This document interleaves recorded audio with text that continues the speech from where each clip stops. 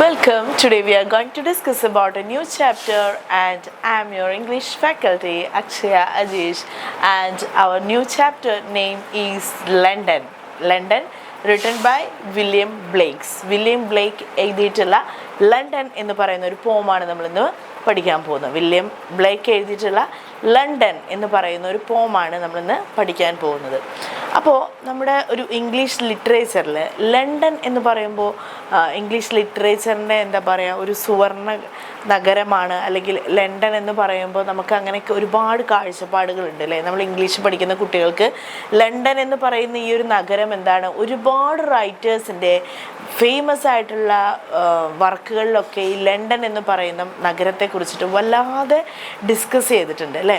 അപ്പോൾ ഈ ഒരു പോയത്തിൽ വില്യം ബ്ലേക്ക് എഴുതുന്നത്, അല്ലെങ്കിൽ വില്യം ബ്ലേക്ക് കാണുന്ന ലണ്ടൻ അതിൽ നിന്ന് എൻറ്റയർ ഡിഫറെൻ്റ് ആയിട്ടുള്ളൊരു ലണ്ടനാണ്. ഓക്കെ, അദ്ദേഹം കാണുന്ന അല്ലെങ്കിൽ അദ്ദേഹം മനസ്സിലാക്കുന്ന ഈ ഒരു പോയത്തിൽ അദ്ദേഹം പറയുന്ന ലണ്ടൻ എന്ന് പറയുന്നത് എന്താണ്, എൻറ്റയർ ഡിഫറെൻ്റ് ആയിട്ടുള്ളൊരു ലണ്ടനാണ്. കാരണം നമ്മളിതുവരെ പഠിച്ചിട്ടുള്ളത് ഇപ്പോൾ ഷേക്സ്പിയറിൻ്റെ കഥകളിലും ഷേക്സ്പിയറിൻ്റെ നാടകങ്ങളിലും അതുപോലെ തന്നെ പല നോവലുകളിലും പല പോയംസിലും ഒക്കെ നമ്മൾ പഠിക്കുന്ന ലണ്ടൻ എന്ന് പറയുന്നത് ഒരു എന്താ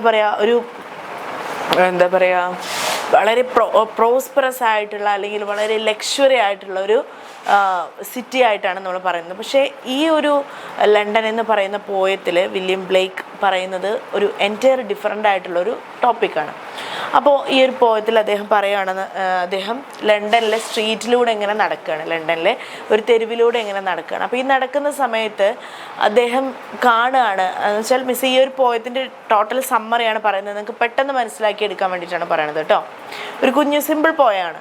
അപ്പോൾ ഈ അദ്ദേഹം നമ്മുടെ പോയറ്റ് വില്യം ബ്ലേക്ക് എന്താണ് ഈ ഒരു നമ്മുടെ സ്ട്രീറ്റിലൂടെ എങ്ങനെ നടക്കുകയാണ്. ഈ നടക്കുന്ന സമയത്ത് അദ്ദേഹം, ഇപ്പോൾ നമ്മളാണെങ്കിലും നടക്കുന്ന സമയത്ത് എല്ലാവരും നമ്മളൊന്ന് ശ്രദ്ധിക്കുമല്ലോ. അപ്പോൾ ആ സ്ട്രീറ്റിലൂടെ നമ്മൾ നടക്കുന്ന സമയത്ത് അദ്ദേഹം നടക്കുമ്പോൾ അദ്ദേഹം എന്താണ് എല്ലാവരുടെ മുഖത്തും അദ്ദേഹം ശ്രദ്ധിക്കുന്നുണ്ട്. അപ്പോൾ എല്ലാവരുടെ മുഖത്തും എന്താണ് കാണുന്നത്, വളരെ സാഡായിട്ടിരിക്കുന്നതാണ് കാണുന്നത്, വളരെ ഡെസ്പായിട്ടിരിക്കുന്നത്. എല്ലാവരുടെ മുഖത്തും എന്തൊക്കെയോ ഒരു സങ്കടങ്ങളാണ് അദ്ദേഹത്തിന് കാണാൻ കഴിയുന്നത്. അതിൻ്റെ കൂടെ അദ്ദേഹം എന്ത് കാണുന്നുണ്ട്, അവിടെ ഒരു പള്ളി കാണുന്നുണ്ട്, അത് ഒരു പാലസ് കാണുന്നുണ്ട്. പക്ഷേ ഇതൊന്നും കാണുമ്പോഴും അദ്ദേഹത്തിനൊരു സന്തോഷമോ അല്ലെങ്കിൽ അവിടെ നിൽക്കുന്ന ആളുകൾക്കൊരു സന്തോഷമോ ഒന്നും അവിടെ കാണാൻ കഴിയുന്നില്ല എന്ന് അദ്ദേഹം പറയുന്നു. അത് അദ്ദേഹം പറയാൻ കാരണം എന്താണെന്ന് വെച്ചാൽ ആ ഒരു കാലഘട്ടത്തിൽ ലണ്ടൻ എന്ന് പറയുന്നത് വളരെ മോശമായിട്ടുള്ളൊരു സ്ഥിതിയിലൂടെ കടന്നു പോകുന്ന ഒരു സാഹചര്യമാണ് ലണ്ടനിൽ. കാരണം ദാരിദ്ര്യമായിട്ടാണെങ്കിലും കഷ്ടപ്പാടാണെങ്കിലും എല്ലാം വളരെ വളരെ മോശമായിട്ടുള്ളൊരു സ്ഥിതിഗതിയിലാണ് ലണ്ടൻ അപ്പോൾ കടന്നു പോകുന്നത്. അപ്പോൾ അവിടെയുള്ള ആളുകളെയും സ്വാഭാവികമായിട്ടും അത് ബാധിക്കുമല്ലോ. അപ്പോൾ അദ്ദേഹം പറയുന്നു, ആ കാലഘട്ടത്തിൽ ഒരു ബാലാവകാശ കമ്മീഷനില്ല, ഒരു ശിശുക്ഷേമ വകുപ്പില്ല. എന്ന് വെച്ചാൽ ബാലവേലകളൊക്കെ ഒരുപാടുണ്ടായിരുന്ന ഒരു കാലമായിരുന്നു ആ ഒരു കാലഘട്ടം എന്ന് പറയുന്നത്. അപ്പോൾ ആ ഒരു സമയത്ത് എന്ന് വെച്ചാൽ കുട്ടികൾക്കൊന്നും എന്ന് വെച്ചാൽ അത്രയും വലിയ വലിയ ജോലികളാണ് അവർ ചെയ്തിരുന്നത്. അവരെ വല്ലാതെ ചൂഷണം ചെയ്തിരുന്നു ആ കാലഘട്ടത്തിലെ ആളുകളെന്ന് പറയുന്നു.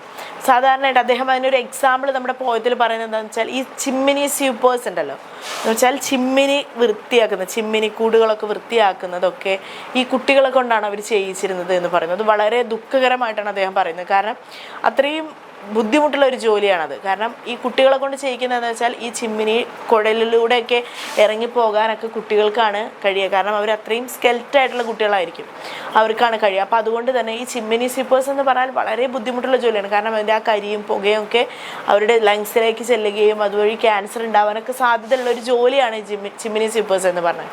അപ്പോൾ അത് ആ ഒരു കാലഘട്ടത്തിൽ അവർ കുട്ടികളെ കൊണ്ടാണ് ചെയ്യിച്ചിരുന്നത്, എക്സ്പെഷ്യലി ഓർഫൻ ആയിട്ടുള്ള കുട്ടികളെ കൊണ്ട്. എന്ന് വെച്ചാൽ ഓർഫൻ കുട്ടികളെ കൊണ്ട്, അനാഥരായിട്ടുള്ള മക്കളെ കൊണ്ടാണ് അവരത് ചെയ്യിച്ചിരുന്നത്. അത് കാണുമ്പോൾ അദ്ദേഹത്തിന് വല്ലാത്തൊരു വിഷമം, പറഞ്ഞറിയിക്കാൻ കഴിയാത്തൊരു വിഷമം ഉണ്ടായിരുന്നു. കാരണം അവർക്ക് വേണ്ടി സംസാരിക്കാൻ, അവർക്ക് വേണ്ടി എന്തെങ്കിലും ഒന്ന് പറയാൻ ആ കാലഘട്ടത്തിൽ ആരും ഉണ്ടായിരുന്നില്ല. അതാണ് ഞാൻ ആദ്യമേ പറഞ്ഞത്, ശിശുക്ഷേമ വകുപ്പില്ല, ബാലാവകാശ കമ്മീഷനില്ല, ബാലവേല നടന്നുകൊണ്ടിരിക്കുന്ന ഒരു കാലഘട്ടമായിരുന്നു അത് എന്ന് ഞാൻ പറഞ്ഞത്. അപ്പം അതുകൊണ്ട് തന്നെ അവർക്ക് എന്താണ്, അവർ ശ്രദ്ധിക്കാനോ അവർക്ക് വേണ്ടി സംസാരിക്കാനോ ഒന്നും ആരുമില്ലാത്തൊരവസ്ഥയായിരുന്നു ആ ഒരു കാലഘട്ടത്തിൽ ഉണ്ടായിരുന്നത് എന്ന് പറയുന്നു. അതുപോലെ തന്നെ ആ കുട്ടികളുടെ കരച്ചിൽ പോയിട്ട് കേൾക്കുന്നത് പോലെയാണ് പോയിട്ട് പറയുന്നത്. അദ്ദേഹം ആ കുട്ടികളുടെ കരച്ചിൽ എന്താണ് കേൾക്കുന്നുണ്ട്. അപ്പം അവർക്ക് വേണ്ടി അവർ പ്രാർത്ഥിക്കുന്ന ദൈവങ്ങളോ അല്ലെങ്കിൽ ആ പള്ളിയുമായിട്ട് ബന്ധപ്പെട്ട ആളുകളൊന്നും അവരുടെ കാര്യങ്ങൾ കേൾക്കാനോ അവർക്ക് വേണ്ടി സംസാരിക്കാനോ സമയം ഉണ്ടായിരുന്നില്ല. കാരണം അവർക്ക് അവരുടേതായ കാര്യങ്ങളിൽ എല്ലാവരും